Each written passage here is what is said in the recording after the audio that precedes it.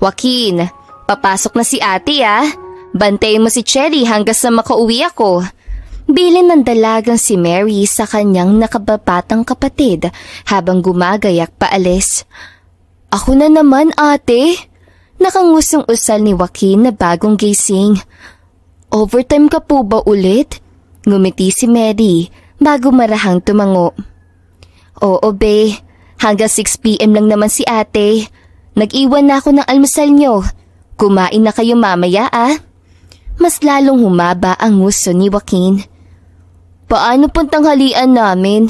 Tanong ng bata. Nag-order na ako ng isang lutong ulam kay Nanang Bireng. Nagsaing na rin ako ng panibagong kanin. Iinit ko na lang mamaya ni Cherry. Tapos mamayang gabi, kapag sinuwerte si ate, di bibili ako ng pasalubong. Kinandatan ni Mary ang nakababatang kapatid bago ginulo ang buhok nito. Gusto ko chocolate ate! Masiglang sambit ni Joaquin. Lumiit naman ang mga mata ni Mary. Siya ka na yun? Kapag sumahod na ako ulit? O siya, sige na. Tabihan mo na ulit si Cherry. 4:30 pa lang na madaling araw oh. Mapupuyat ka. Ayos lang ate. Hihintayin muna kita makaalis bago ulit ako makatulog. Maliit na ngumiti si Joaquin. Kung ganon, aalis na ako. Umayos ka ha. Huwag kang gumala-gala. At talim ng pamalo ko ang hahanap sa'yo. Pabirang pagbabanta ni Mary bago yumakap sa kapatid. Napaka-OA mo naman ate. Akala mo naman, iniwan ko si Cherry. Kada aalis nga ako, kasama pa rin siya. Hindi na nga ako makasama sa mga tropa ko kapag gusto nila manligaw. Dahil palagi ko na binabantayan si Taba. Pagmamaktol ni Joaquin na bahagyang kinalungkot ni Mary. Nakakaramdam siya ng lungkot sapagkat kagaya niya ay hindi niya magawang iparana sa sumunod na kapatid ang naging normal na bata. Sapagkat sa murang edad nito ay nabigyan na agad siya ng responsibilidad. Malapit naman na ang day off ko. Tapos kasunod nun, holiday sa pabrika. Kaya makakasama ka na sa mga tropa mo. Hiyaan mo, babawi ako sa iyo ha. Kapag sumahod ako, bibilan kita ng maraming chocolate. Gusto mo? Ani ni Mary. Muling umukit ang ngiti sa labi ni Joaquin. Sabi mo yan ah. Palusot ng batang lalaki bago yumakap kay Mary. Lumabas naman na ang dalaga at tuluyang nagpaalam sa kapatid. Medyo maaga pa naman kaya sinikap na lamang na lakarin ni Mary magmula sa kanilang bahay hanggang sa abangan ng bus. Ito ang sinasakyan niya sapagkat nakalocate pa sa Mariveles ang pinapasukan niyang pabrika. Para po! Sigaw ni Mary matapos siyang lumampas. Ano ba yan? Reklamo ng mga kasabay na tao. Miss, kapag malapit ka na, huwag kang patulog-tulog. Nagugulat tuloy yung mga ibang pasahero eh. Nahihiya na tumayo si Mary sa kanyang pagkakaupo matapos siyang mapagsabihan ng konduktor. Pasensya na po, pasensya na po. Hingi ng dalaga ng pasensya sa lahat ng kasama sa loob ng bus. Napabuntong hininga si Mary matapos makababa bago nagmamadaling nilakad ang daan papasok sa pabrika. Aga mo ah. Bati sa kanya ng guard at chinek ang ID. Kailangan po kamot sa ulo na sagot ni Mary. Pumunta siya sa locker area at nilagay lahat ng gamit niya. Matapos noon ay pumunta na siya sa kanyang designated line at doon ay naabutan niya ang mga kasamahan. Pumunta na kayo sa mga pwesto niyo. Marami-rami tayong gagawin ngayon. Lalo na at kailangan makapag-release tayo ng maraming bag ngayong araw. Saway ng kanilang line leader na si Lani. Marahan namang napatango si Mary. Mary, bakit hindi ka po kumikilos? Nagulat siya nang sigawan siya nito. Gusto mo dagdagan ko pang overtime mo? Agad na umiling si Mary bago pumunta sa kanyang pwesto. Umayos ka kung ayaw mo mapag-initan na naman. Saway sa kanya ni Ana na kanyang katabi. Nagsimula ang araw ng kanilang trabaho. At tama nga si Lani. Loaded sila ng gawain ngayon sapagkat marami shop at company ang sabay-sabay na nag-request ng panibagong restock sa kanila. Sino nag-aasikaso ng mga zipper? Napalunok si Mary ng ilang oras lamang ay sumigaw si Lani. Nagkatingin na silang dalawa ni Ella sapagat silang dalawa lang naman ang nakatalaga sa zipping. Sino sa inyong dalawa? Tanong ni Lani. Kitang-kita ang galit at pikon rito habang hawak ang maling pagkakabit ng zipper sa bag ng kanyang hawak. Ella? Tanong ng line leader. Umiling ang babae at doon naramdaman ni Mary ang tingin ng lahat. Ikaw pa ang gumawa nito? Napayuko si Mary sapagkat alam na alam nito na siya ang gumawa nun. Sagutin mo ko. Ikaw ba? Kasi kung oo, naku, tatamaan ka sa akin. Ma'am, natatakot na tawag ni Mary. Naglapat ang mga labi ni Lani bago binatos sa kanya ang maliit na bag. Tatanga-tanga ka talaga? Alam mo na loaded tayo sa trabaho, tapos ngayon pa umiiral ang kapalpakan mo? Tingnan mo, hindi lang isang bag ang may pagkakamali sa tahi. Marami pa. Ano na lang ang sasabihin natin sa boss? Nakagat ni Mary ang kanyang lapi. Pasensya na po, aayusin ko na lang. Tanging na sabi niya. Talagang kailangan mong ayusin to. Kasi linya natin ang malilintikan dahil sa kapalpakan mo. Within this day, dapat matapos mo ang mga dapat trabahuhin. Kapag hindi mo natapos yan, magpa-file ako sa manager ng request na bigyan ka ng 6 hours overtime. Pagsasaad nito sa kanya, tumaas naman ang kilay ni Mary. Alam mong bawal yan. Sagot ni Mary sa babae, subalit inilingan siya nito. Akala mo lang, banta ni Lani. At ano naman, kung bawal nga yun, anong balak mo? Magsusumbong ka? Sa dami ng nagawa mong kapalpakan, magrereklamo ka pa sa work hours na binigay sa'yo?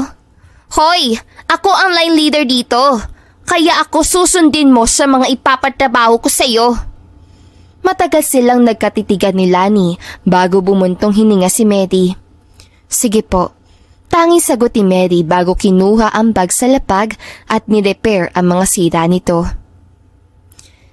Sabi sa'yo ayusin mo eh, bulog ni Ana. Hindi na sila pinansin ni Mary at tumutok na lamang sa kanyang trabaho sapagkat sanay na siya sa ganoong sistema. Lunch na! Kain na tayo! Aya ng mga katrabaho niya sa isa't isa, samantalang hindi siya inaaya ng mga ito. Anong gagawin mo? Humarang sa kanya si Lani matapos mapansin na inaayos na niya ang kanyang gamit. Lunchtime na po. Kakain muna ako. Hindi. Tapusin mo muna yan. Kumunot ang noo ni Mary. Pero marami pa po ito. Hindi na pwede yung sinasabi niyo. Matapang na saad ni Mary na kinatawa ng babae.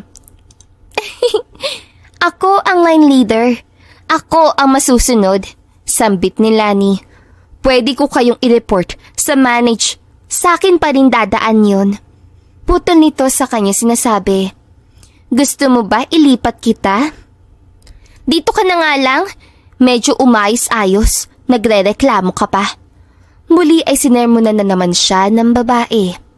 Tapusin mo muna yan bago ka kumain. Matapos sabihin yun na Lani ay agad niyang tinalikuran si Mary. Wala namang nagawa ang dalaga kundi ambahan ito ng palihim.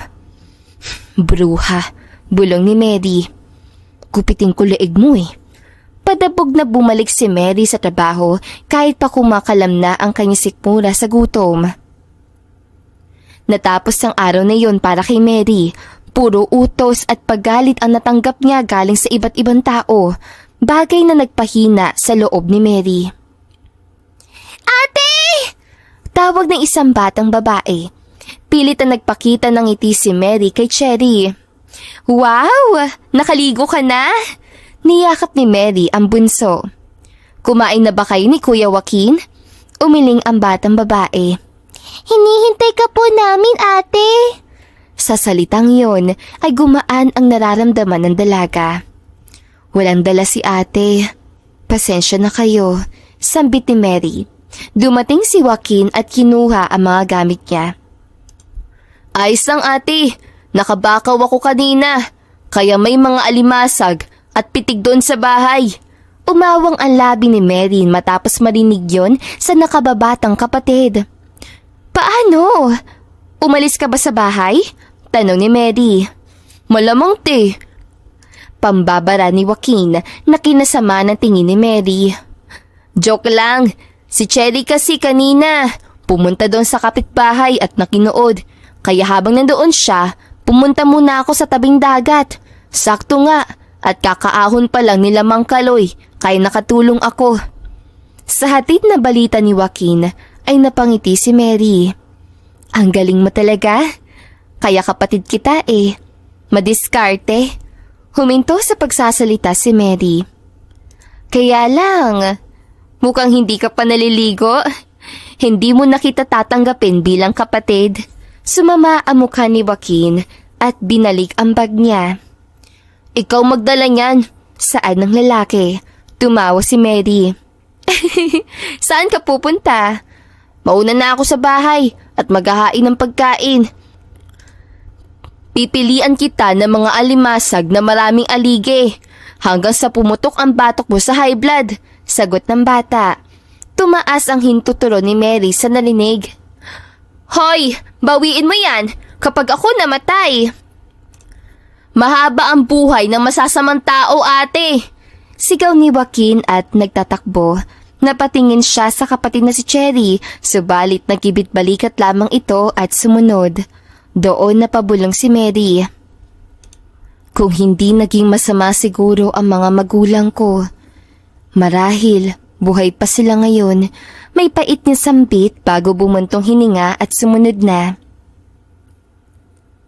Dumating ang kinabukasan, muli ay pumasok si Mary at nakiharap subalit pansin niya ang pagbabago sa paligid. May bagong trabahante? Rinig ni Mary na usapan ng mga kasamahan niya sa linya. Oo daw, lalaki.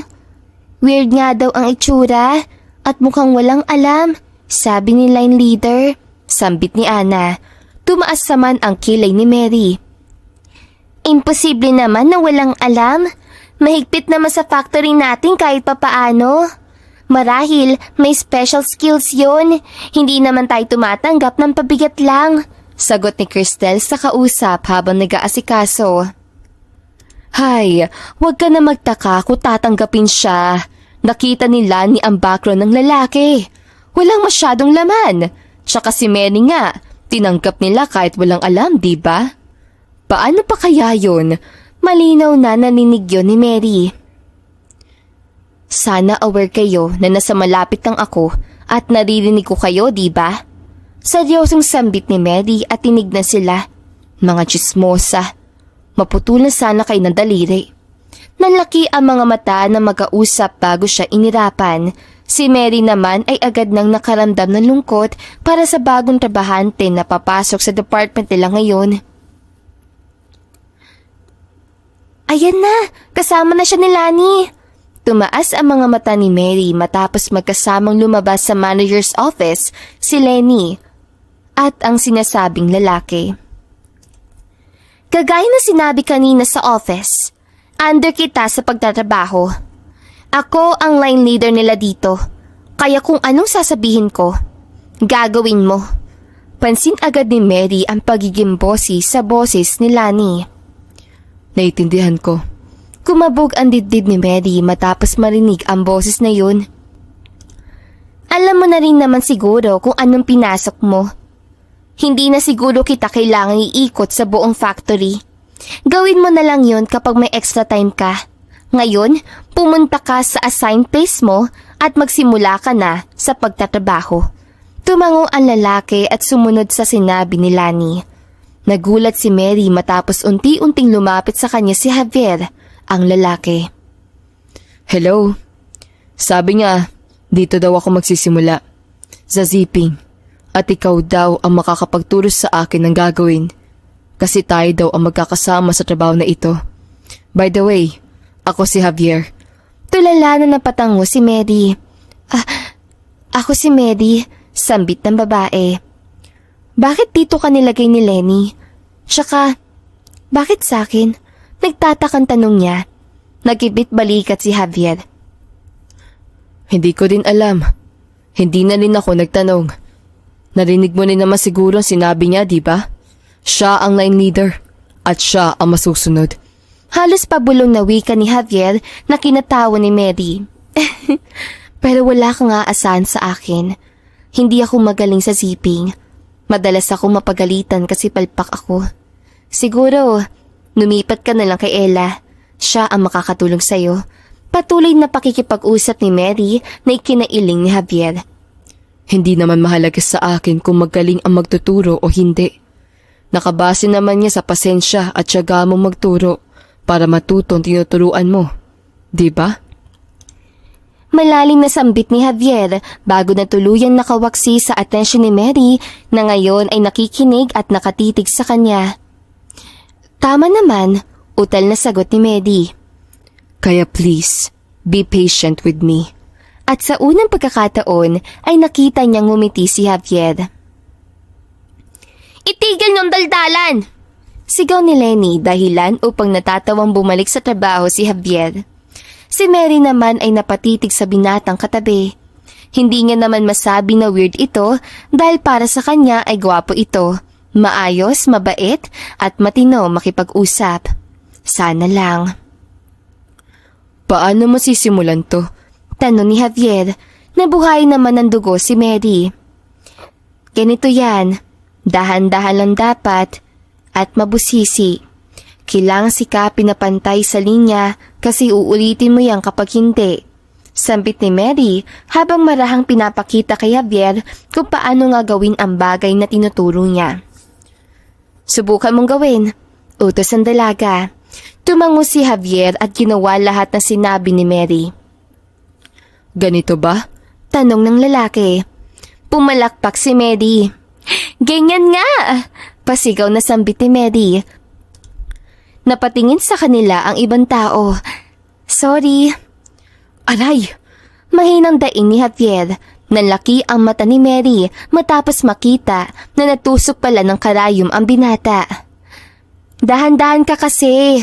Usal ni Mary at agad na nilapatan ng tela ang dumudugong daliri ni Javier. Masakit ba? Napatingin si Javier sa inosenteng gawain ng dalaga habang hinihipan ang daliri niya. Pasensya na. Sabi ko sa'yo hindi ako maayos magturo eh. Nasaktan ka patuloy. Tumaas ang labi ni Javier bago pinigilan ang babae. Mary, ayos lang ako. Wala kang dapat ipag-alala. Paninigurado ni Javier. Sugat lang naman ito galing sa karayom.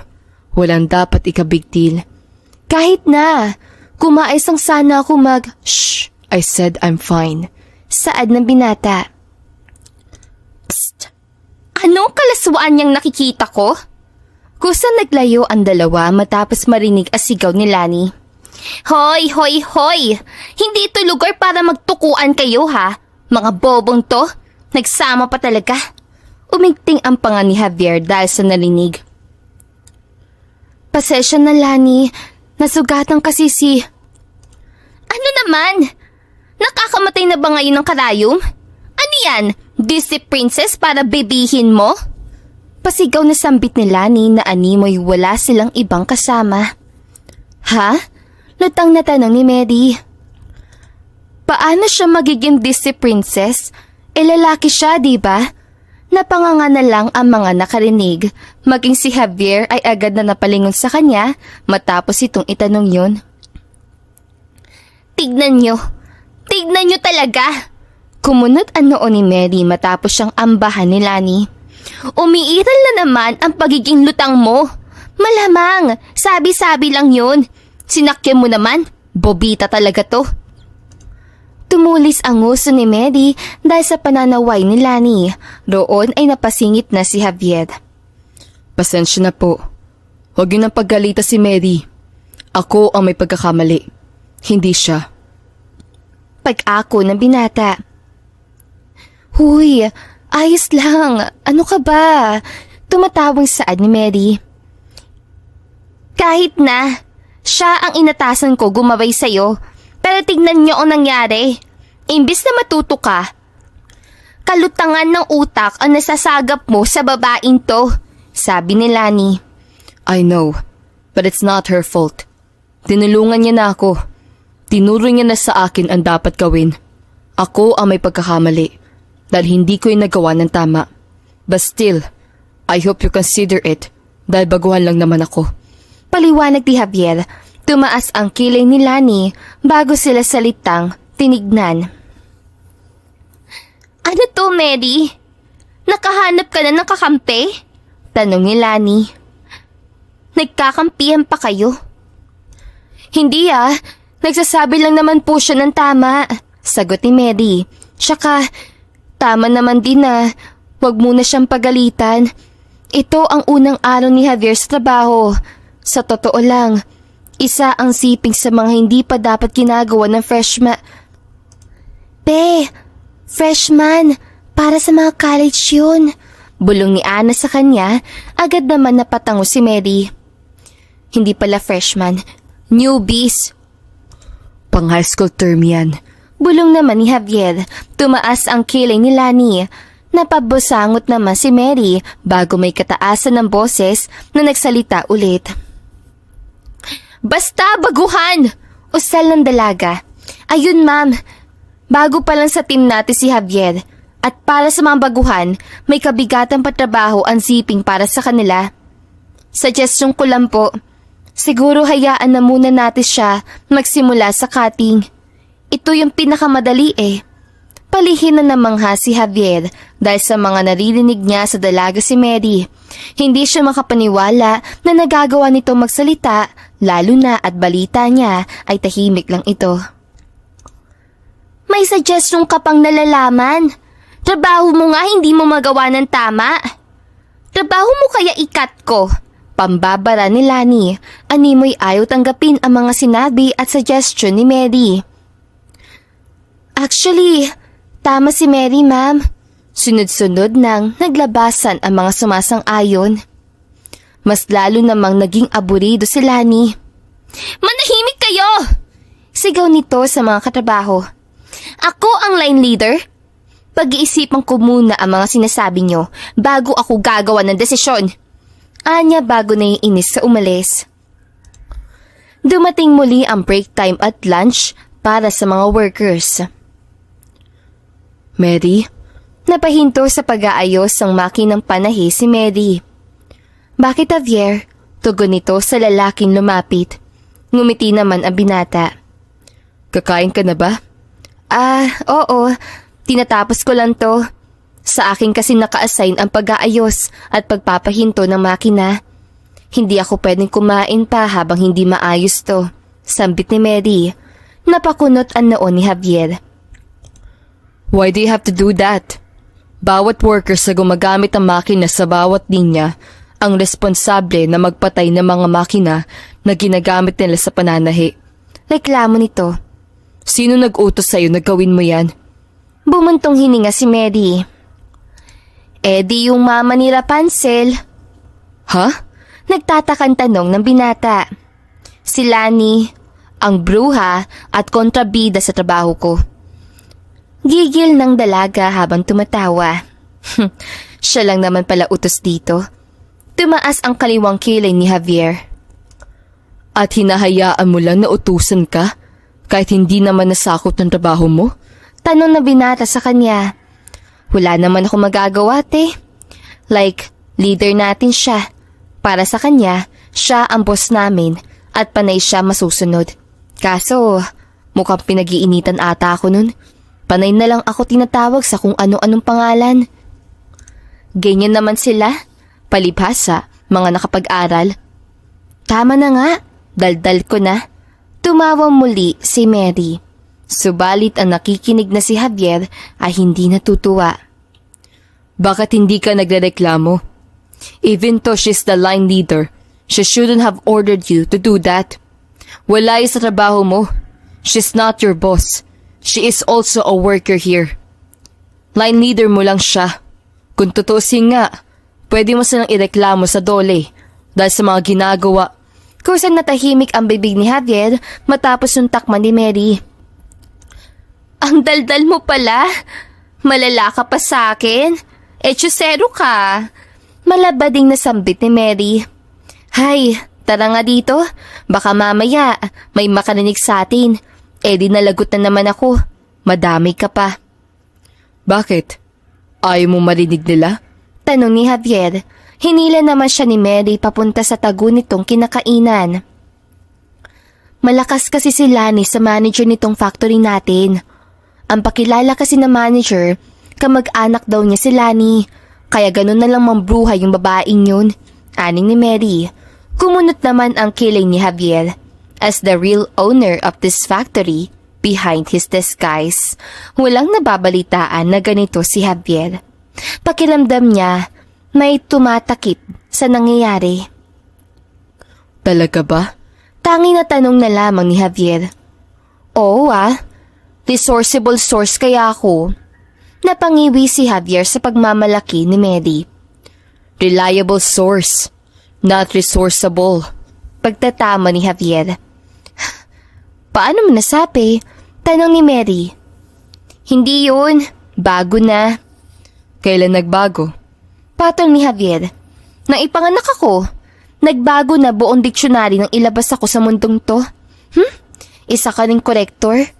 Tinalikuran ni Mary si Javier bago kumain. Natatawa naman lumapit si Javier at sumalo. Anong korektor? Natatawan tanong na binata. Bobo mo naman? Hindi mo alam? Perfect ba? Dahilan nito. Mas lalong natawa si Javier at balak sana siyang itama ulit. Hep, subukan mo magsalita. Babaunan ko na maraming karayom niyang katawan mo. Banta ni Mary. Halakak naman ng halakak si Javier habang nakikisabay sa dalaga. Ano ulam mo? Tanong ni Javier na kumalma na. Ulam ko? Golden rice with the special ingredients of garlic pepper. Instant viola deliciosa hiwa of sunny blue egg. Maarting pakilala ni Mary sa ulam niya. Muli ay kumunot ang noo ni Javier. Ano? Sumimangot si Mary. In short, sinangag at itlog. Gusto mo? Alok ni Mary. Napangiti naman si Javier at naengganyo dumalo sa pagkain. Pero tell me, Mary, ayaw mo ba talaga ireklamo? Tanong ni Javier habang sabay sila kumakain. Lumunok si Mary. Hindi na muna. Kailangan ko tong trabaho na ito Ito lang bumubuhay sa aming magkakapatid. Kaya kung kailangan mag-suffer ako, kagaya ng mga Disney princess, gagawin ko. Basta, para mapakain ko lang mga kapatid ko. Paliwanag ni Mary. Doon ay namangha si Javier, subalit na natili pa rin ang kanyang pananahimik habang pinapakinggan ang mga hinaing sa trabaho na isa sa mga trabahante ng kanyang negosyo. Kaya ikaw, umayos ka. Huwag mo ipapakita sa kanila na bobo ka, kasi lalaitin ka nila. Iwasan mo pumalpak kung ayaw mo mapahiya. Kasi promises, hindi nakakatuwa. Kaya mag-iingat ka. At galingan mo sa trabaho. Masaya nang umiti si Mary matapos yung sabihin. Subalit, mataman lamang na nakatitig sa kanya ang mga mata ni Javier na animoy nakikiusap ito sa kanya. Basta sa ngayon, huwag ka na lang muna mangialam. Dugtong ni Mary sa kanya mga sinabi. Napabuntong hininga si Javier bago uminom ng tubig. I won't. Pero kapag kailangan mo ng tulong, bilang kaibigan, tutulungan kita. Pangako ng binata na kinatawa ni Mary. Kaibigan naman agad? Tawa ng dalaga bago bumalik sa matiwasay niyang pagkain. Ilang oras lamang ang break ni iyon hanggang sa matapos sa muli ang kanilang trabaho. How's your work, Javier? Tanong ni Franz, ang ama ni Javier na ngayon ay tumatawag sa kanya. I can't believe what's happening here, Dad. Sagot ni Javier at binuksan ang pinto ng kondo niya. I never imagined na kahit sa pabrikan natin, may unfairness na nangyayari. Tumawa ang lalaki sa kabilang linya. What have you observed? Bumuntong hininga si Javier. Hindi pa naman marami ang nakikita ko. Kaunti pa lang, but it's kinda cruel. Sagot ni Javier sa tanong ng ama. Tumawa ang matanda. Anong gagawin mo? Bakit kasi hindi ka nalang pumasok dyan at magpakilala bilang owner? Gusto mo pa ata yung nahihirapan ka talaga. I'll continue observing.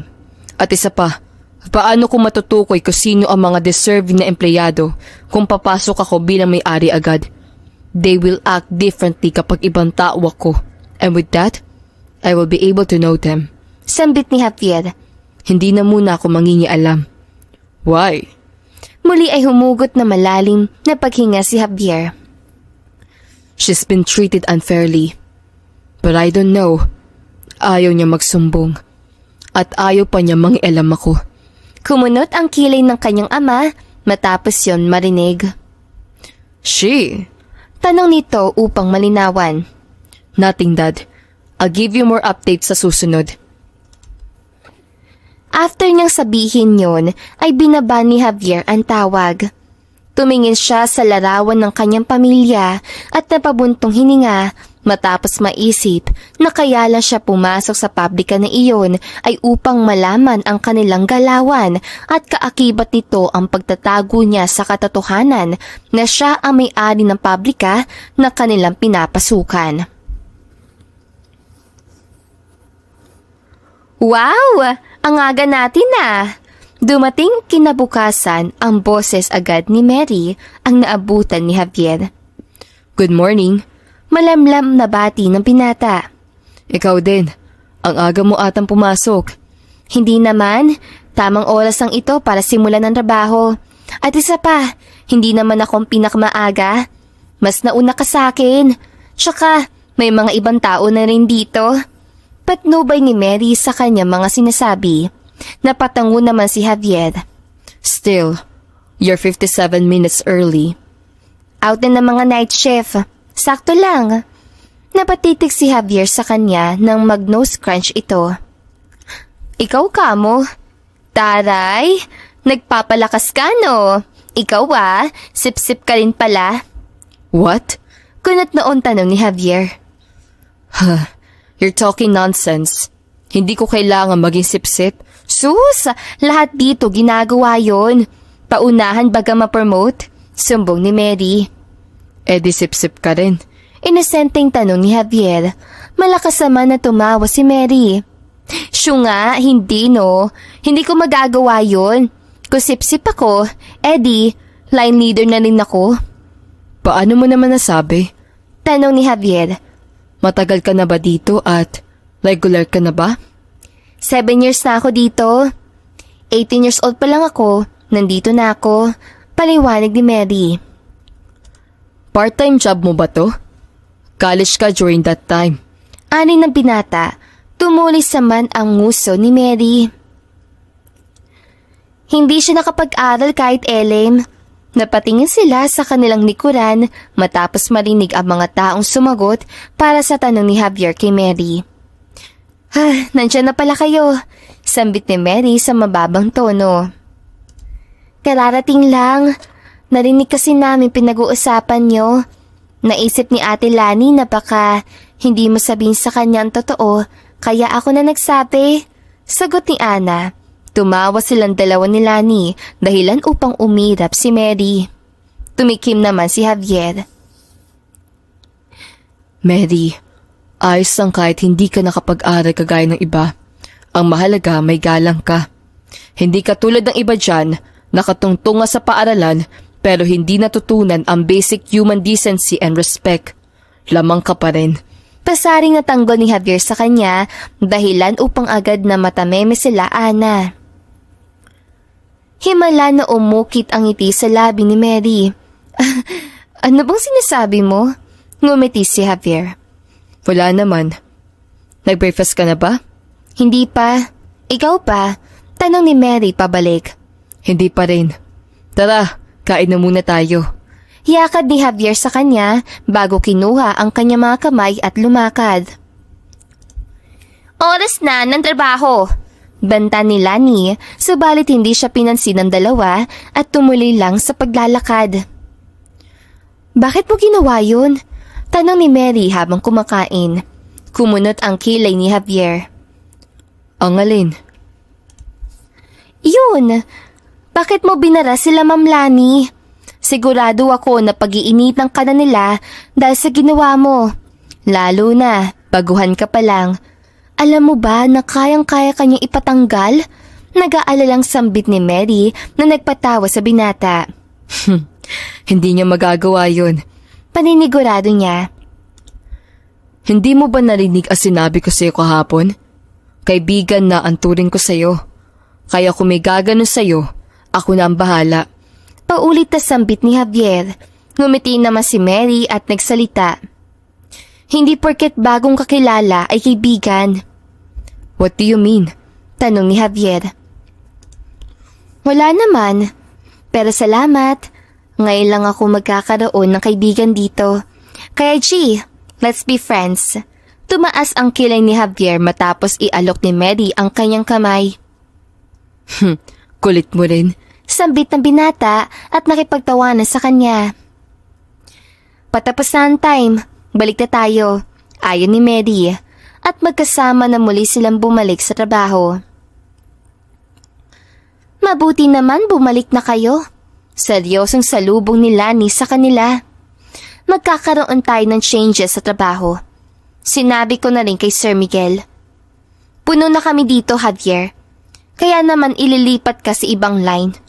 Nagkatinginan si Javier at Mary matapos yun marinig. At ikaw naman, Mary, ilalagay kita bilang checker. Nalaki ang mga mata ng dalaga matapos yun marinig. Pero trabaho niyo po ang pagiging check. Maraming na akong ginagawa, Mary. Ayaw mo ba? Putol ni Lani sa kanya. Hindi na siya nakapagsalita. Sige na, bumalik na kayo sa trabaho. Umalis ka na, Javier. Bumuntong hininga ang dalawa bago nagtanguan. May lalaki sumunod kay Javier at si Mary naman ay pinapunta sa bago niyang magiging pwesto. Umayos ka. Hindi porket may nagtanggol sa'yo ng isang beses, magagawa niya na yun ng paulit-ulit.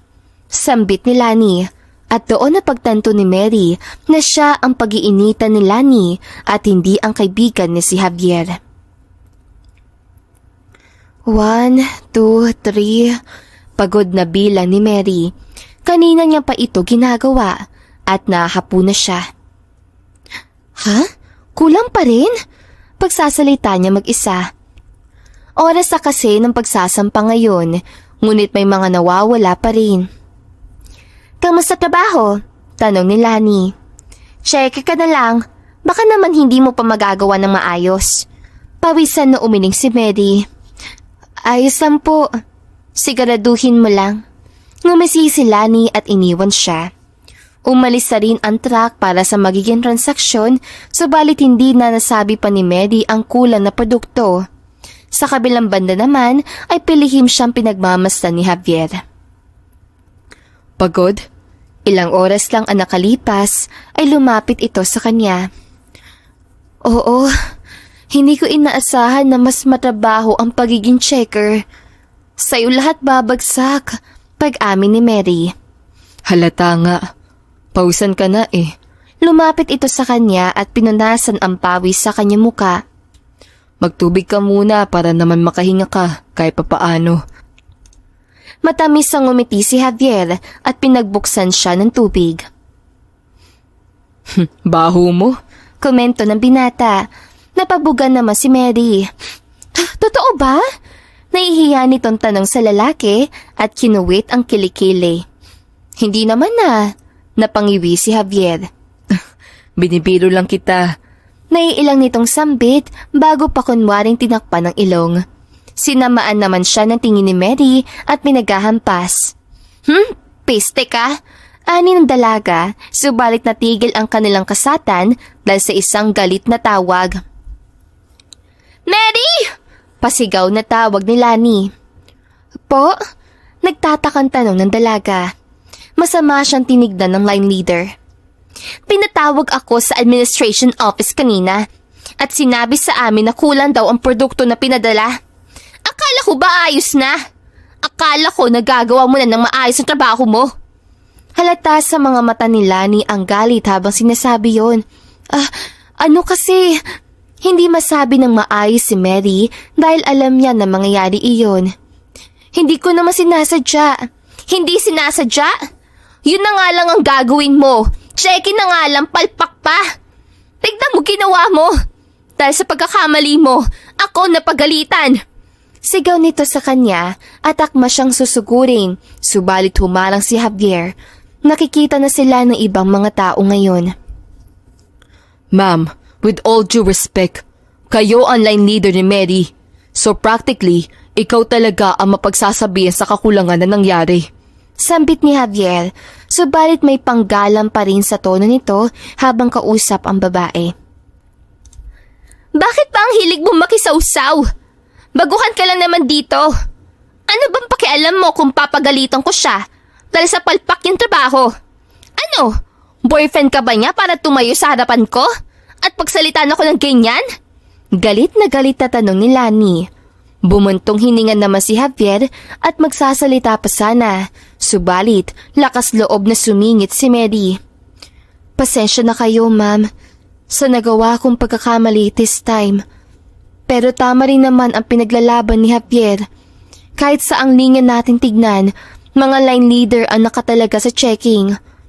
May pagkakamali ako sa unang araw ko bilang checker. Pero may responsibility and accountability din po kayong dapat kaharapin sa nangyari. Matapang na pagsagot ng dalaga. Manghang na patingin sa kanya si Javier. Napahawak siya sa kanyang dibdib na ngayon ay mabilis at tumitibok para sa babae. Ang kapal naman ng mukha mo. Mabuti nga at binibigyan pa kita ng trabaho. Kung tutusin, wala akong maibigay sa iyo dahil sa mga kabilaang kapalpakan mo. Tapos pagsasalitaan mo ko ng ganyan? Sigaw ni Lani. Yumuko si Mary at umiling, subalit isang tao ang humawak sa kanyang kamay. Nagmumukha siyang palpak at wala kayong maibigay dahil sinisikap niyong pagbukain siyang mangmang. Hindi si Mary ang may problema, kundi kayo. Magaling siya kung hinahayaan niyo siya. Makabuluhang sambit ni Javier, malamig ang tono nito at nang matapos ay maingat niyang hinila palay roon ang mahinahon na babae. Javier, ayos lang ako.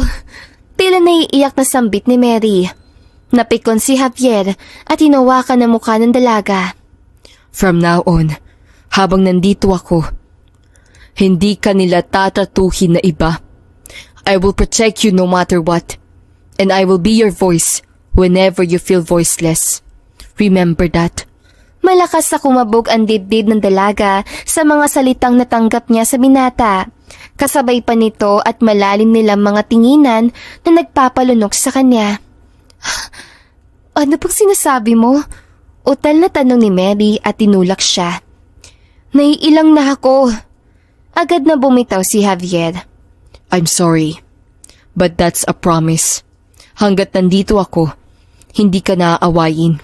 So, always smile, okay? You're so beautiful. Salitang nagpainit sa pisngi ng dalaga. Subalit malakas na tumawa si Javier at sinabi na biro lamang niya ito. Lumipas ang halos isang buwan. Nagbago ang lahat para kay Mary. Para siyang nagkaroon ng proteksyon at kakampi dahil sa pagdating ni Javier. Halos isang buwan na rin. Pabulong na sambit ni Mary. I told you. Sagot ni Javier.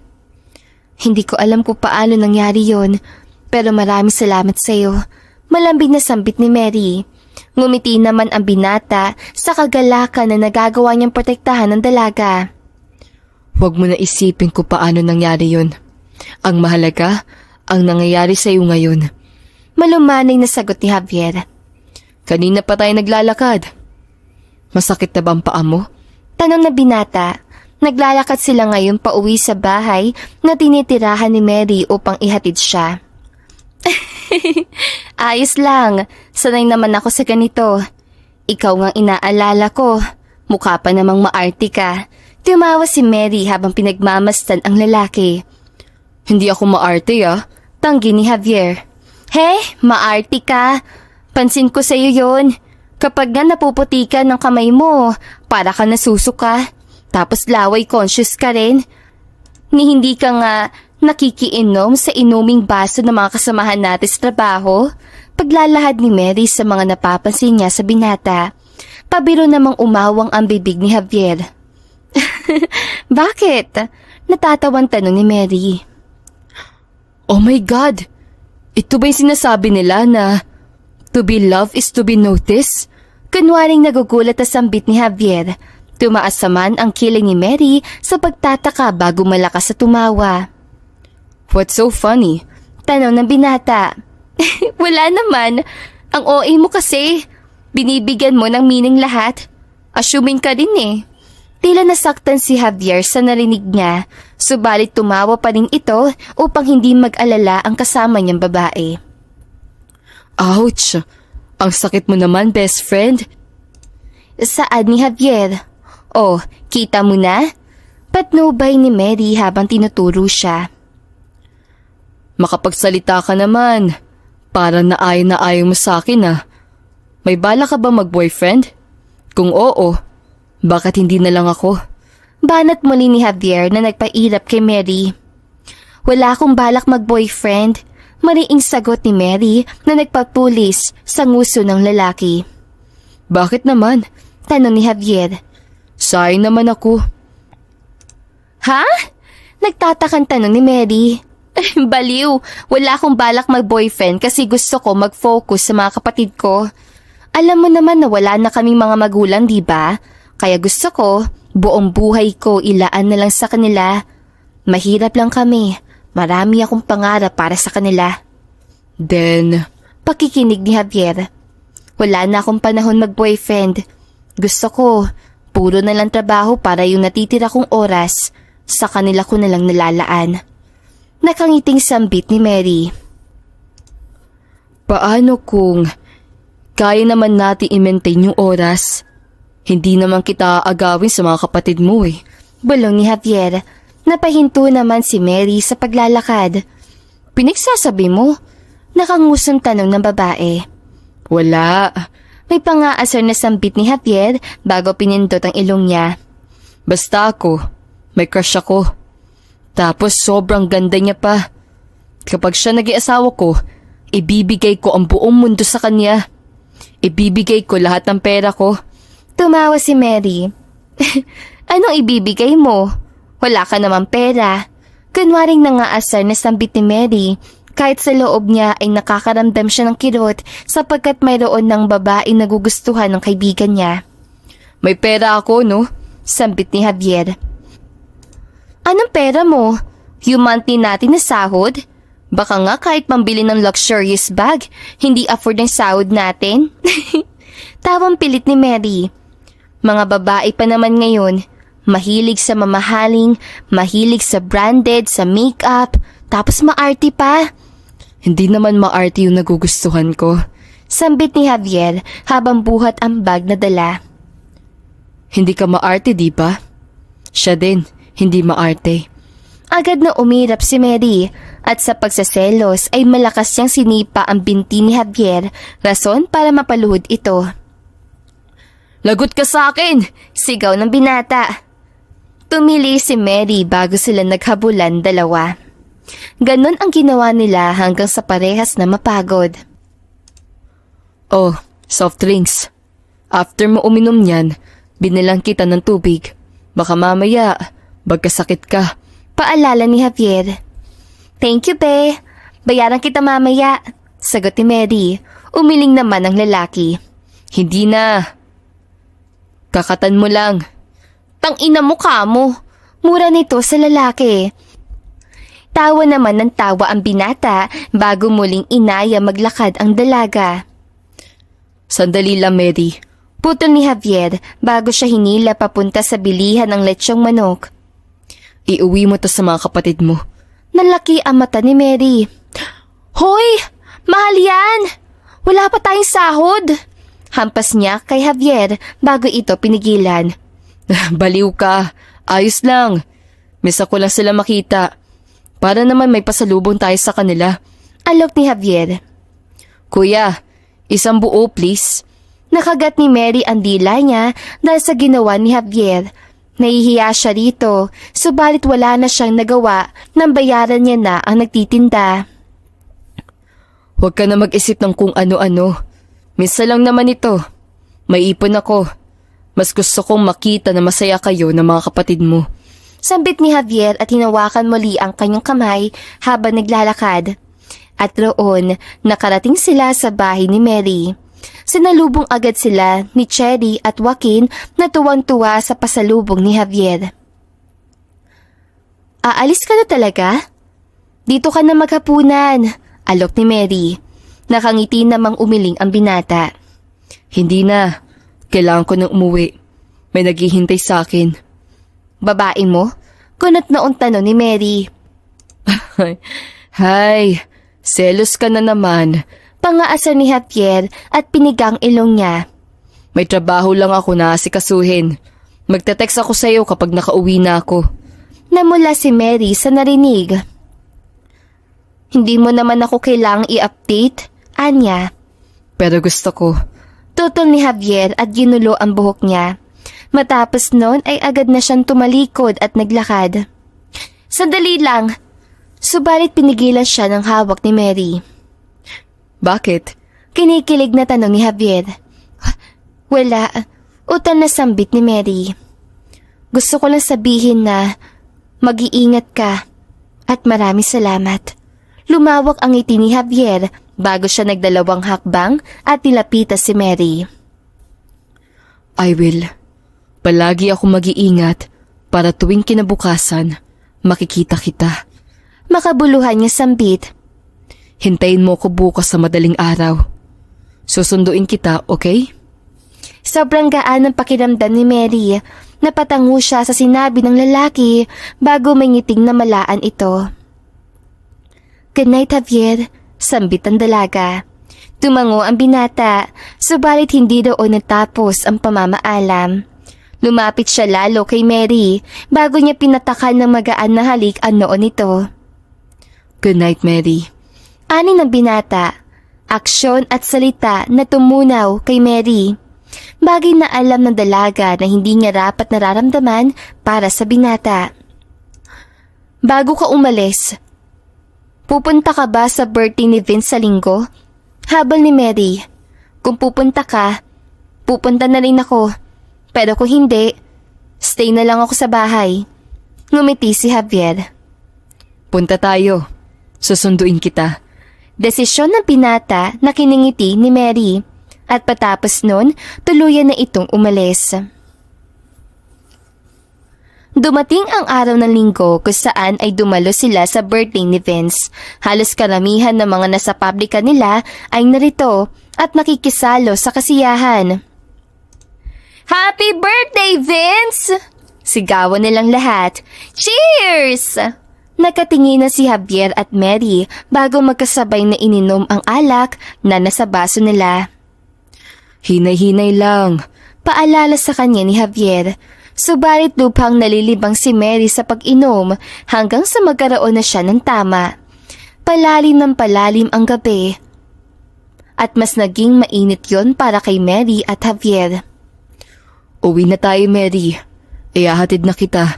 Sambit ng binata. Lasing na tumango si Mary at nagpabuhat sa kanya. This is not good. Sambit ni Javier. Uwi na tayo, baby ko. Ani ni Mary na mula si Javier.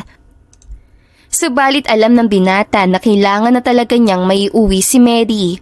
Ngunit malalim na ang gabi, wala na masakyan, kaya naman walang pinamilian si Javier kundi ipahatid sa driver ang sasakyan niya. Ginabi na tayo. Walang kasama ang mga kapatid mo. Umiiling na sambit ni Javier habang nagmamaneho. Nakila Tita Gemma sila, sagot ni Mary. Umiling si Javier. He's a little bit tipsy pero kailangan niyang maihatid ng maayos si Mary. andito na tayo. Tara na. Muli ay binuhat niya ang dalaga. Sabay silang pumasok sa walang taong bahay. At nang makarating sa kwarto, ay agad siyang hiniga ni Mary. Magpahinga ka na po. Mahinahon nitong sambit sa kanya. Inalisan niya ng sapatos si Mary at inayos ang higa. Dito ka lang, please. Ungot ang dalaga. Gusto kitang kasama. Palagi kitang gusto kasama. Napangiti si Javier. Bakit naman? Pakiramdam ko safe ako palagi sa'yo. Pakiramdam ko mahal mo ko. Sambit ng lasing na babae. Pero hindi mo ko mahal. Kasi may mahal at may gusto kang ibang babae. Napatawa si Javier sa narinig. Kung alam mo lang na ikaw at ikaw lang din ang babaeng sinasabi ko na nagugustuhan ko. Bulong niya at inayos ang buhok ng dalaga. Walang iba, ikaw lang, Mary. Talaga ba? Tanong ng babae. Kumabog ang puso ni Javier. Yes. Sagot niya. Ako din. Gusto kita. Wala sa oras sa pag-amin ng dalaga. Nanlaki ang mga mata ni Javier, subalit ayaw niya magkamali sa naririnig. Gusto niyang malaman ang totoo.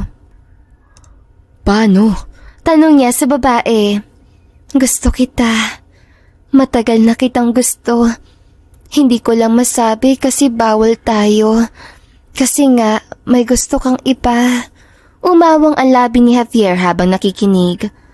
Mahal kita higit pa sa kaibigan. Lahat nga ata kaya kong ibigay sa'yo. Ikaw lang ang nandyan para sa akin. Ikaw lang din ang kakampi ko. That's not true, Mary. Tutol ni Javier. Gusto talaga kita. Kaya sana, gusto mo rin ako. Ani ng dalaga at kumapit sa leeg ng binata. Gusto kita. Higit pa sa alam mo, Mary. Sambit ni Javier habang hinahaplos ang mukha niya. Talaga? Ngiting tanong ni Mary. Kiss nga. Nag-init ang mukha ni Javier sa narinig, subalit hindi niya maintindihan. May kung anong naguudyok sa kanya na halikan ang dalaga. Udyok na unti-unti niyang ginagawa. No, hindi ko pwedeng gawin to. Tutol ni Javier sa sarili. Bakit? Naiiyak na tanong ni Mary. Lasing ka. Hindi dapat ako mag-take advantage sa'yo. Tumayo si Javier at aalis na sana, subalit bumangon si Mary. Kung totoong gusto mo ko, dito ka lang. Samahan mo ko. Alam ni Javier na lasing ang dalaga, kaya niya nasasabi ang mga yon. Subalit ang dumapo ang mainit na palad ni Mary sa kanyang muka at leeg para siyang nawala ng ulirat. I love you, Javier. Tumulo ang luha ni Mary. Mahal din kita, Mary. Nakapikit na usal ng lalaki bago tuluyang hinalikan ang mga labi ni Mary. Agad na lumaban sa halika si Mary hanggang sa lumalim na ito. Wala sila sa wisyo ng parehas, subalit ang mga kamay nila ay kusang kumikilos upang hubaran ng isa't isa. Mary. Malambing ngunit ang lalambot na tawag ni Javier. Matapos niyang matanggal ang pinakamanipis sa tela na siyang bumabalot sa masela nitong katawan. You're so beautiful. Nababaliw na wika ni Javier. Gawin mo lahat ng gusto mong gawin sa akin. Nangaakit na sambit ng dalaga bago pumatong sa kandungan ng binata. At doon lumalim ang lahat hanggang sa tuluyan na silang magpakontrol sa init ng kanilang mga katawan. Samot-sari ang pinagsaluhan nilang dalawa. Pagsasalo na binuo nila buong gabi habang magkasama sa iisang kama. Subalit, mabilis sa dumating ang kinabukasan. Javier? Nagmulat ang mga mata si Mary at doon naabutan niyang nakayakap sa hubad niyang katawan ang binata. Javier, gumising ka, sambit nito. Mary, Inaantok na tawag ng binata. good morning. Anong nangyari? Naguguluhan tanong ni Mary. May nangyari ba sa atin? Mabilis sa bumangon si Mary at binalot ang kanyang katawan gamit ang kumot. Diyos ko po! Gulantang na usal ni Mary matapos makita ang dugo sa kanyang higaan. Dugo na tanda ng pagiging birhen. Javier, anong nangyari? Wala ka ba talaga maalala? Kunat noon tanong ng binata. Yes, may nangyari sa atin. Sigaw ng babae at pinagbabato siya. Umalis ka! Umalis ka! Umalis ka! Sigaw nito sa lalaki. Nagmamadali naman bumangon si Javier at nagbihis. Baby, calm down! Sambit ni Javier. Napaiyak naman si Mary. Naalala ko na lahat. Naalala ko na kung paano kita sinakyan. Diyos ko po! Napanganga si Javier sa narinig. Aray! Aray ko! Sakit ang perlas ko! Sigaw ng dalaga. Of course it will hurt. I'm so sorry. Finit ko talaga, kaya siguro masakit. Inosenteng sambit ni Javier na mas nagpaiyak kay Mary. Umalis ka muna! Sigaw ni Mary sa kanya. Huwag na huwag mo sasabihin sa ibang tao na may nangyari sa atin. Kahihiyan yun, Javier. Pagkakamali lang yun. What? Pagkakamali? No, hindi ako papayag. Agad natutol ng lalaki bago siya nilapitan. Ayokong tawagin mo na pagkakamali lang anuman ang nangyari sa atin. We both like it. We both wanted it. Yes, lasing tayo. Pero ginusto natin. Kaya no. Anuman ang nangyari, panagutan natin. Ayoko! Alam mo naman na wala akong plano pumasok sa relasyon. Ang focus ko lang ay ang buhay namin ngayon. At itong nangyari sa atin. Hindi dapat ito nangyari in the first place. Kaya pagkakamali lang ito, Javier. Kakalimutan natin to. At aakto tayo na parang walang nangyari. Matigas sa sambit ni Mary dahilan upang galit siyang tignan ni Javier. Hindi ako papayag dyan. Ayoko, Mary. Hindi ko kayang umakto na wala lang yung nangyari. Matapos mo umamit sa akin. Matapos kong malaman na gusto mo ko. Kaya no. Pagpupumilit ni Javier. Wala tayong mararating kung tayo ang magsasama. Mahirap ka, mahirap lang din ako. Magiging pabigat lang tayo sa isa't isa. Lalo na ako. Magiging pabigat lang kami sa'yo. Kaya hindi. Wala kang papanindigan. Walang nangyari. Walang mangyayari. Tapos tayo. Mariing sambit ni Mary bago siya seryosong tinignan. Mary. Nagsusumamang sambit ni Javier. Umalis ka na, Javier. Utos ito sa lalaki. Wala tayong magiging magandang kinabukasan kung tayo ang magkakatuluyan. Ayoko maging pabigat sa'yo. Kaya magmula sa araw na ito, aakto ka na hindi tayo magkakakilala. Matapos sabihin yon ay agad na siyang tinulak palabas si Mary. Super stress ang nararamdaman ng dalaga. Aminado siya na mahal niya si Javier, subalit alam niya na walang patutunguhan ang buhay nila dahil sa parehas silang estado sa buhay. Ayaw niya naman na idamay ito sa kahirapan. Mary, please!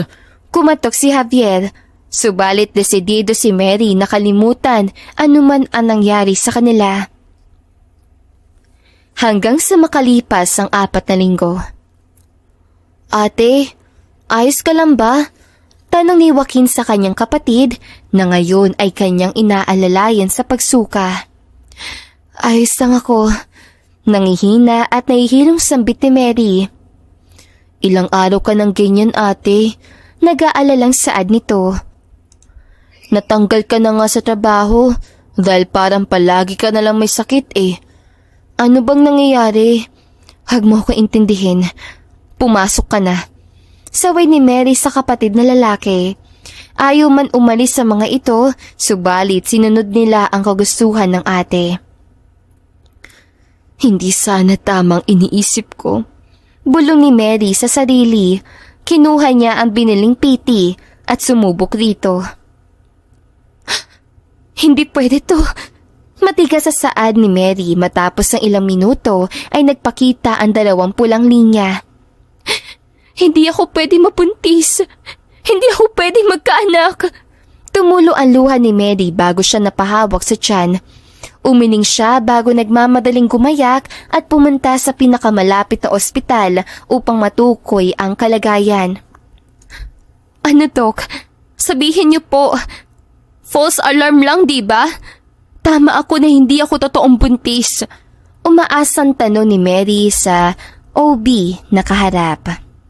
Subalit ngumiti ang doktor. Tama lang ang sinasabi ng PT niyo, ma'am. Magiging mami na po kayo. Masaya ang doktor sa kanyang pinamalita. Subalit parang pinagbagsakan ng langit at lupa si Mary. Hindi niya nagustuhan ang narinig at kusa na lang napaiyak. Mrs., anong nangyayari? Tanong ng doktor. Umiling si Mary. Hindi po ako pwedeng mabuntis. Naguguluhan siyang tinignan ng doktor. It's a blessing, ma'am. Dapat maging mas... Tell me, Doc, anong pwede kong gawin para mawala ang batang ito? Hindi pa ako handa.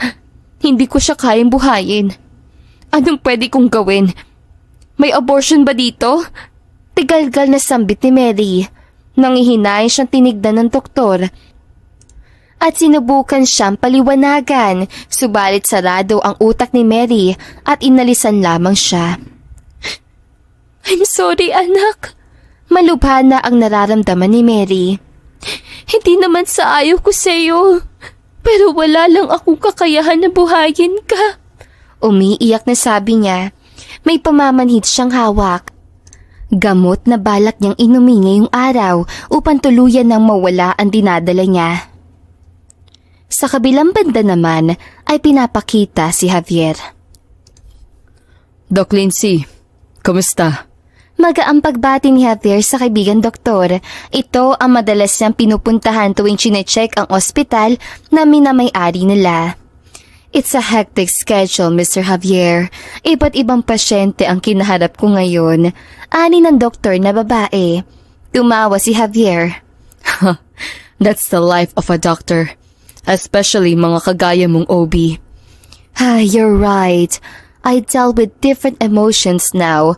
But the worst of them is the woman who wants to abort her child. Magaang pagkakwento ni Lindsay. Nakuha nito ang interes si Javier. Abortion? Tanong ni Javier. Bakit daw? Bumuntong hininga si Lindsay. Hindi pa raw siya ready. Hindi niya daw kaya buhayin ang bata. Napahilot na lang ito sa kanya sentido habang nagkukwento sa kaibigan. Subalit para may kung ano sa loob ni Javier na nagpapalakas sa kanyang kutob. Who is she? Tanong ng lalaki. Dumilat naman ng doktor. Why do you need to know? That's too confidential. Tumayo si Javier at tinignan siya. Just tell me who is she. Calm down. Ani ni Lindsay at kinuha ang folder niya. Ito siya. Mary Jane Suarez. Nangihina na napaupo si Javier matapos makita ang pangalan ng babaeng 4 na linggo niyang hindi nakita. I know, the mother is not the one to be blamed. Itataya ko ang sisi doon sa nakabuntis sa kanya. Sigurado akong irresponsable iyon at puro last lang ang iniisip. Tapos sa makaraos, ayun, iniwan na yung babae hanggang sa mabuntis. Sa huli talaga, palaging babae ang kawawa dahil sa mga red flag na lalaki na yan. Walang preno na sambit ni Lindsay, dahilan upang masama siyang tinignan ni Javier. You shut your mouth! Saway niya sa kaibigan. Tumaas naman ang kiling nito. Bakit pinapatahimik mo ko? Nagtataka ang doktor. Tumayo si Javier at dinuro siya. Because I am the man who made Mary Jane Suarez pregnant. That irresponsible father you're referring to is your damn best friend. So shut up! Nalaki ang mata ni Lindsay sa narinig. Ano? Utal na tanong. Gago ka! Gago talaga! Frustrated na sambit ni Javier. Thanks for the information. Kailangan ko siyang puntahan. At patapos noon ay nagmamadaling umalis si Javier at walang pagdadalawang isip at pumunta sa bahay ni Mary. Doon ay naabutan niya ang babae na nakatayo at umiiyak na nagtatakang uminom ng gamot. Mary Jane! Mariing sigaw sa galit ni Javier. Javier? Gulat na tawag ni Mary. Anong ginagawa mo dito? Matalim siyang tinignan ni Javier at hinawi ang kamay niyang may hawak na gamot. Hindi mo ipapalaglag ang anak ko. Mariing utos si Javier. Paano mo nalaman? Bumagsak ang luha ni Mary. I just know. Ngumisi si Javier habang hawak ang palapulsuhan ng babae. Mary, baby, let our child live. Bakit mo ba siya gustong ipalaglag? Ano bang mali kung may nangyari sa atin? Kung may nabuo tayo? Ayaw mo ba sa akin? Sabihin mo!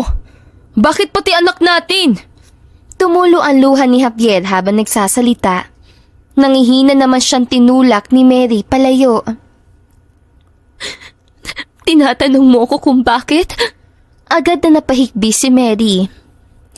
Javier, alam mo kung anong klase ng buhay meron ako. Wala akong magulang, walang tutulong sa akin. Nakikita mo ba tong bahay namin? Sa tingin mo matutuwa akong itira dito magiging anak natin? At palakihin siya sa buhay na wala siyang magiging maayos sa kinabukasan? Kaya pipiliin mo na lang na wag siyang buhayin? Tanong ni Javier habang nagmamakaawan ng sagot. Hindi ko alam. Sigaw ni Mary. Hindi sa ayaw ko sa'yo. Sinabi ko sa'yo mahal kita at mahal ko ang magiging anak natin. Pero kinakain ako ng kahirapan. Pagod na ako sa responsibilidad. Ang dami kong kailangang buhayin. At ngayon na wala akong trabaho, wala akong mapakain, ano na lang ibibigay ko sa magiging anak natin? Ang sakit-sakit mamulat sa ganitong buhay, Javier. Napaupo si Mary habang humahagulhol ng iyak. Para akong mababaliw habang iniisip ko kung anong klase ng future mabibigay ko sa kanila. Javier, wala akong pinag-aralan. Walang tumatanggap sa akin. Kaya paano? Paano? Sigaw ni Mary habang walang tigil sa pag-iyak. Tuloy-tuloy lang din ang pagbagsak ng luha ni Javier sapagkat ito ang unang pagkakataon na makita niyang mag-breakdown ng ganito ang dalaga. Ito ang unang pagkakataon na makita niya itong sumuko sa buhay. Mary, nandito ako. Usal ni Javier habang lumuluha. Minamahal kita, Mary. Nandito ako at cargo kita. Kaya kahit hindi mo sabihin, sasaluhin kita, ang mga kapatid mo, at ang magiging anak natin. Mary, pwede tayo maging pamilya. Anong magiging buhay natin, ha? Ani ni Mary. Magiging pabigat lang kami sa'yo. Umiling si Javier at niyakap siya. Kailanman hindi kita tinuring na pabigat sa akin. Mary, kaya ko kayong buhayin. Kaya kita bigyan ng magandang buhay. Mary, mayaman ako. Marami akong pera. Kaya wag mo naman akong tanggalan ng karapatang maging ama. Pinunasan ni Javier ang kanyang mukha bago siya tinignan. Hindi ka ba nagtataka kung bakit late akong pumasok sa pabrika? At bakit parang ang bilis ko lang nakapasok kahit nang wala kayong mahanap na background sa akin? Ani ni Javier. Ano namang connect yan? Tanong ni Mary.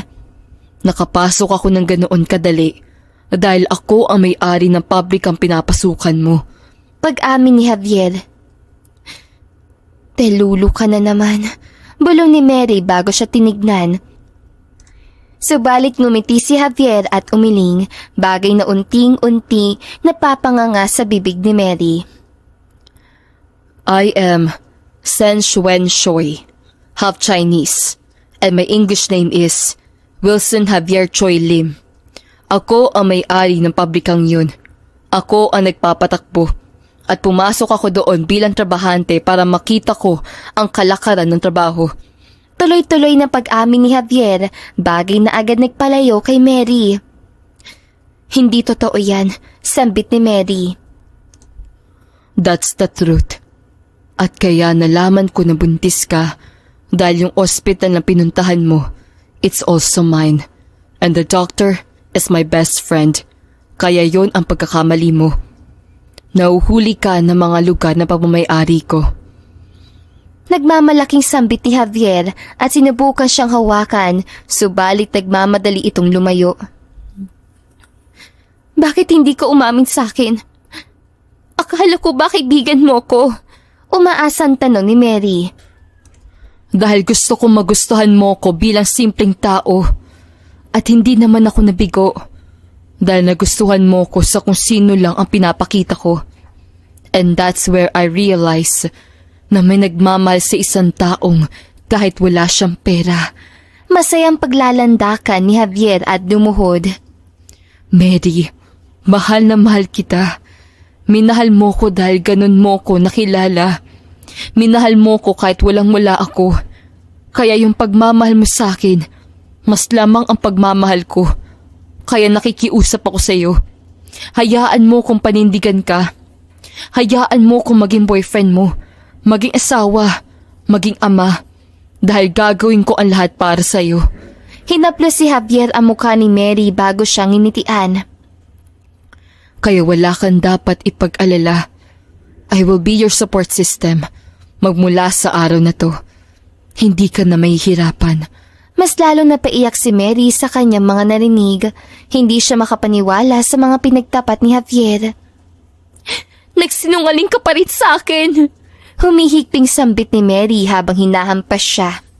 Sabi mo wala tayong magiging sikreto. Sinungaling ka! Natatawa siyang niyakap ni Javier. I'm sorry. From now on, wala na talaga. Lahat ng maririnig mo puro katotohanan. Kaya please tanggapin mo na ako. Hindi sumagot si Mary. Nanatili namang nakayakap sa kanya si Javier habang hinahaplos ang kanyang likod. And please, wag mo nang ituloy ang balak mo sa anak natin. Wala siyang kasalanan. It's our baby angel. Our foundation. Spare his life. Hinalikan ni Javier ang noo niya. Mahina naman tumawa si Mary. Hindi ko naman siya balak ipalaglag talaga. Yung gamot na naabutan mo, vitamins yun. Pagtatapat ni Mary. Kumunot naman ang noo ni Javier. But Lindsay said, tama naman yung sinabi ni Doc. Nung una, tinanong ko siya kung pwede niya ipalaglag ang bata. Pero, nahimasmasan ako. Mahal ko ang anak ko. Hindi ka man dumating. Hindi ko man nalaman lahat ang tungkol sa'yo. Pero akin ang anak ko. At hindi ako magiging maramot sa kanya. Matalinhagang pananalita ni Mary habang nakahawak sa kanyang tiyan. Nakahinga naman na maluwag si Javier bago inupo sa kanyang kandungan si Mary. Thank you so much for considering. Sambit ang lalaki. Umiling si Mary. Para sa anak ko naman ang ginawa ko. Gagawin ko ang lahat para sa kanila. Ikaw, masaya ako na umamin ka. Pero hindi porket nalaman ko na mapera ka, na bilyonaryo ka, hindi ibig sabihin nun, aasa na ako sa'yo. No, hayaan kita. Pero nandito lang ako para maging-suporta nyo. Gagawin ko ang lahat para maging maginhawa ang buhay nyo. At magsisimula yun ngayong araw. Hinalikan ni Javier ang mga kamay ni Mary. Hindi na kita uunti-untiin. I want to marry you already. Pakakasalan kita, liligawan, and you will experience all best that you deserve.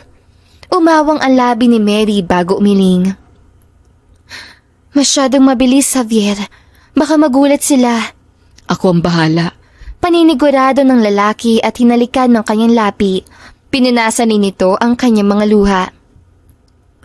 Magpapakasal tayo. So please, say I do. Ani ni Javier. Maniing pumikit si Mary. I love you, Javier. Yumakap sa kanyang lalaki. What does that mean? It means yes. Hahayaan na kita makapasok sa buhay ko. Maraming salamat at papanagutan mo ko. Maraming salamat sa pagmamahal mo sa amin. Iyon na ata ang pinakamasarap na salitang narinig ni Javier sa buong buhay niya. Kasunod nito ay ang pagsasaklop ng kanilang kamay at ang kasiguraduhan sa isip ng lalaki na wala nang maaaring mangyaring masama sa kanyang mag-ina. I love you so much, Mary. 2 buwan lamang ang naging preparation ng kasal ni Mary at Javier. Grande nila itong ginanap na ikinagulat ng lahat. At sa mga sumunod na buwan ay ang pagsilang na ni Mary sa kanilang panganay na anak. You did it very well, baby. Nawala ang takot ni Javier matapos makaligtas sa panganganak si Mary. Thank you so much for surviving this. Thank you. Javier, nangihinang sambit ni Mary at hinawakan ang mukha ng asawa. Ang anak natin. She's here. Marahang magmulat si Mary matapos marinig ang asawa. Kasunod nun ang pag-iyak ng anak. Here's your baby girl, ma'am. Ang healthy niya po. Masayang balita ng nurse. Nakangiti naman na tumango si Lindsay habang pinapanood ang pamilya ni Javier. Ang anak ko. Namamao sa sambit ni Mary at niyakap ang sanggol. Ang ganda-ganda mo. Magkamukha kayo ni Papa. Tinignan niya si Javier at ngumiti. She's beautiful like you, baby. Saad ni Javier. Anong ipapangalan natin sa kanya? Sabi nila, Dad. Tumawa naman si Mary. Nagulat sila nang biglang bumukas ang pinto ng kanilang kwarto at pumasok ang mga Choi. My granddaughter! Sigawan nila at nagdiwang. What's her name? Nagkatinginan si Javier at Mary bago tumango. Sandrina Miracle, 6 na mag-asawa. Naluluha naman ang lahat bago sila binate. Sabi ko sa'yo kakayanin namin. Bulong ni Mary. Bigla namang napayakap si Javier. Sobra ako natakot habang nanganganak ka. You were in a critical condition. Sabi ni Lindsay, isa lang sa inyo ang magiging anak natin ang maaari kong piliin. And it was so hard for me to decide. But here we are. Sobrang saya ko na nakaya mo. Na nakaya niyo ni Miracle.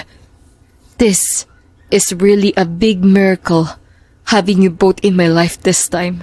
Napangiti si Mary habang naririnig sa kanyang asawa ang takot nito sa malagim na nangyari. I am so glad na nakalagpas kami. Maraming salamat sa hindi pagsuko, Javier. Pumatak ang luha ni Mary bago siya tumingin sa kanyang biyanan. At maraming salamat din, Papa, sa walang hanggan na panalangin hanggang sa tuluyan na akong makapanganak. Ngumiti sa kanya ang mag-asawa dahilan upang muli niyang balikan ang tingin ang kanyang asawa. Sinabi ko naman sa iyo, Javier, walang mawawala. Palagi akong lalaban para sa iyo. At ngayon, para na rin sa anak natin. Thank you so much for fighting, for trusting. Pinakita mo talaga sa akin simula nung unang araw na malaman mong buntis ako. Pinakita mo na kayang-kaya mo kong panindigan. Linta niya ni Mary habang inaayos ang buhok ng asawa. Magkayakap sila ngayon habang nag-uusap. Of course, palagi kitang paninindigan. Yun ang pangako ko sa iyo. Malagay man ako sa kahit na anong sitwasyon, kayo lang ang anak natin ang babalikan ko. Tugon ni Javier. Naghawak ang kanilang mga kamay. Hindi na lang umiikot sa isa't isa ang mundo natin ngayon. May anak na tayo. Siya na ang magiging mundo natin, sambit ni Mary. Umiling si Javier. No, baby. Sa akin, ikaw pa rin ang palaging una. Nauna akong manilbihan sa'yo bago sa anak natin. You're still my priority. Then she follows. I love you both. Mahal na mahal ko kayong dalawa. At marami salamat sa pagdating sa buhay ko. Malalim at tagos sa pusong sambit ni Javier bago hinalikan ang noo ng kanyang mag-ina. Mahal na mahal ka rin namin, Javier. Simpleng tugon ni Mary at taos-pusong niyakap ang mundo at natatanging pagmamahal ng kanyang bagong pamilya. At dito na nga po nagtatapos sa magandang istoryang ito. Don't forget to like, share, and subscribe. Hanggang sa muli, paalam! Di na mapigilan ng sariling mapaibig sa iyo. Ano ba to? Gusto ka laging nakikita ng mga dalawang mata ko. Baliw sa'yo, oo. Kaya lagi nag-aaba.